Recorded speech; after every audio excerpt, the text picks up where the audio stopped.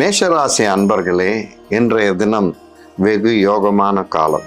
ஏனெனில் தன்னுடைய ராசிநாதன் 10ல் விளங்குவதும், அவருடன் பூர்வ புண்ணியாதிபதி சேர்ந்து 10ஆம் இடத்தில் சஞ்சரிப்பதும், அவ்விடத்தில் குடும்பஸ்தானம் என்னும் 2ஆம் ஸ்தானாதிபதியும் மனைவிக்குரிய கிரகம் அங்கு இணைவதும் வெகு சுபிட்சமான காலம். இருப்பின் தாய்க்கு உடல்நிலை பாதிப்பு வரும், வைத்திய செலவு உண்டு, ஜாக்கிரதையாக காத்து கொள்ளவும். அது மட்டுமல்ல, வேலை செய்வோர் அதாவது ஒரு இடத்தில் உத்தியோகம் செய்வோர் தம்மை மேலதிகாரிகளிடம் தற்காத்து கொள்ளவும்.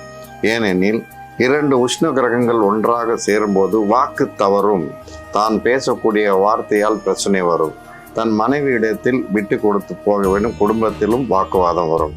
4க்குரியவர் 4ற்கு 7ஆம் இடத்தில் இருப்பதால் தாய் வழி சொத்துக்கள் விற்க எத்தனிப்போர் அதன் மூலம் லாபம் அடைவர். இருப்பினும் ஒளி கிரகம் ஆகிய சந்திரன் ஒளி இழந்து அமாவாசை என்னும் நிலையில் உள்ளதால் தாய்க்கு மனநிலை சரியிராது. தாயினுடைய சொல் கேட்டு தான் நடக்க வேண்டும். அது மட்டுமல்ல, மேஷ ராசியின் 11ஆம் வீட்டு அதிபதி சனி ராகு விளங்குவதால் தன்னுடைய ராசியில் சஞ்சரிக்கும் செவ்வாயிற்கு, சூரியனுக்கு, சுக்கிரனுக்கு 2ஆம் இடம் என்பர். அதனால் யாருக்கும் வாக்கு தர வேண்டாம், தனம் தர வேண்டாம், பொருள் இட வேண்டாம். ஆகையால் எப்பொழுதும் வெகு கவனமாக செயல்பட்டு தன் குடும்பத்தை காத்து மேன்மேலும் வளர கோருகிறேன்.